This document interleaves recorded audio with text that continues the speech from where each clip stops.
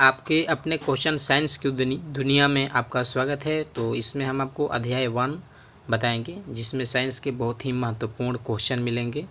तो ये जो क्वेश्चन है 10th क्लास से संबंधित है और कंपटीशन से।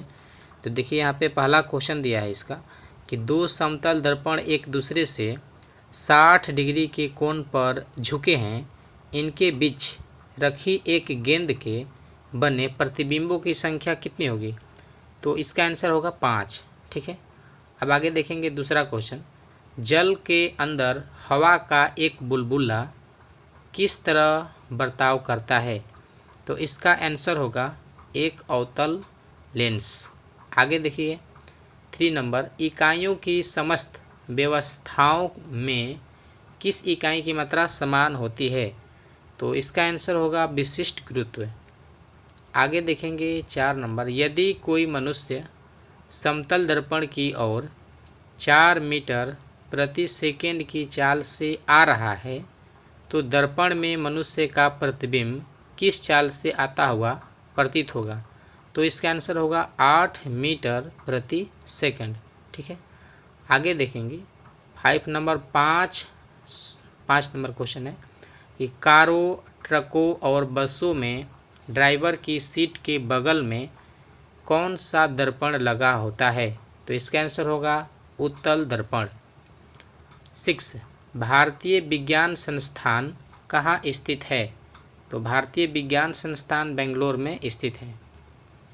7 नंबर, पराध्वनिक विमानों की चाल होती है।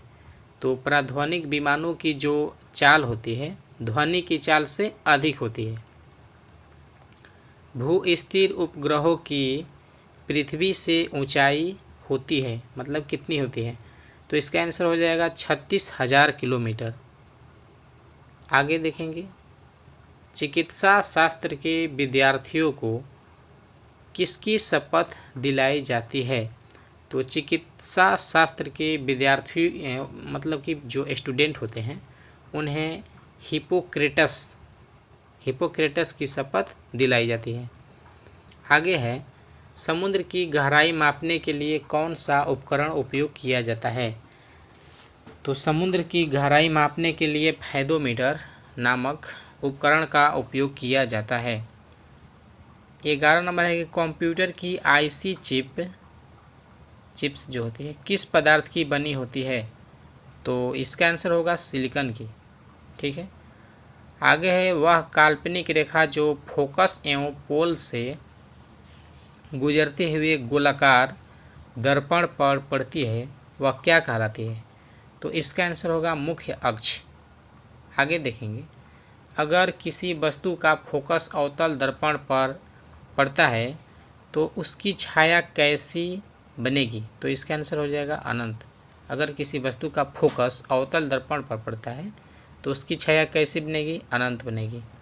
आगे देखिए 14 है कि वह धातु जो अम्ल एवं क्षार के साथ क्रिया करके हाइड्रोजन निकालती है या देती है वह क्या है? कौन सी धातु है? तो इसका आंसर हो जाएगा जिंक। ठीक है, आगे देखेंगे चमगादड़ अंधेरे में उड़ते हैं क्योंकि अब चमगादड़ जो होते हैं उड़ते हैं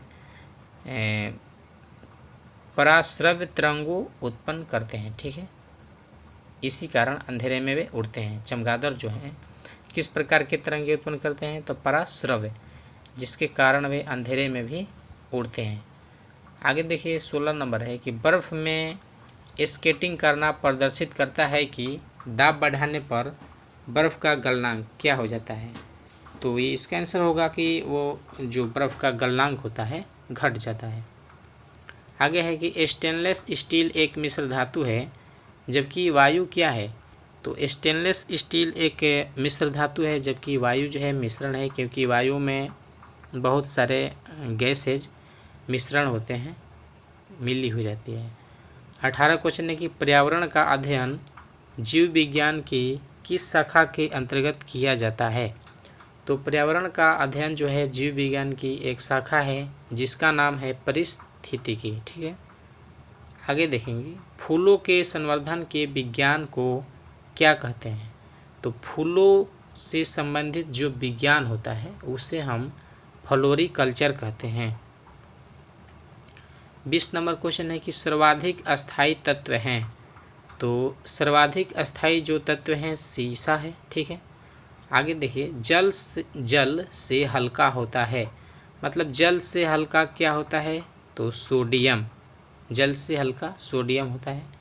सामान्य ट्यूबलाइट में कौन सी गैस होती है, तो सामान्य ट्यूबलाइट में जो गैस होती है आर्गन के साथ मरकरी वेपर। ठीक, आगे देखेंगे 23 नंबर, एक परिशुद्ध घड़ी 3 बजे का समय दर्शा रही है। घड़ी की सुई के 135 डिग्री घूमने के बाद क्या समय होगा, तो इसका आंसर हो जाएगा 7:30। 24 है कि एक खगोलीय मात्रा की औसत दूरी क्या है, तो पृथ्वी और सूर्य के बीच की दूरी एक खगोलीय दूरी मानी जाती है। 25 नंबर और ये आखिरी सवाल है इस अध्याय का, जो कि चैप्टर 1 का, किसने न्यूटन से पूर्व ही बता दिया था कि सभी वस्तुएं पृथ्वी की ओर गुरुत्वाकर्षित होती है, तो बताए थे आर्यभट्ट, जो कि इंडिया के थे। धन्यवाद वीडियो देखने के लिए। अगर आपने इनके दूसरे पार्ट को नहीं देखे हैं तो डिस्क्रिप्शन में जाइए या प्लेलिस्ट में जाइए, आपका सेकेंड जो पार्ट है मिल जाएगा।